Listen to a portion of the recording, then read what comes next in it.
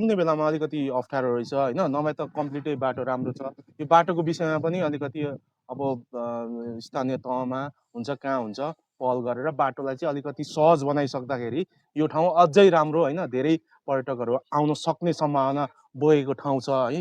यो कल्चर पनि राम्रो देखाइएको छ। हाम्रो यलम्बरको मूर्तिदेखि लिएर हाम्रो राईहरूको चुला राईहरूको त्यो जस्तो अब चाहिने त्यहाँ हजुर अब माग गर्दा अथवा त्यो पितृ गर्दा चाहिने त्यहाँ सरसामानहरू हरेक त्यसमा जनाइएको छ। अब गोलोभित्र नाङ्लो भयो, खुर्मी त छैन होला अहिले त्यहाँको कता अब भनौँ न अब सबै राम्रो मान्छे पनि आइँदैन, कतिपय नराम्रो मान्छे पनि आइन्छ। तर अब अनि एउटा के कुरा भने अब यो सबै देखे राम्रो छ।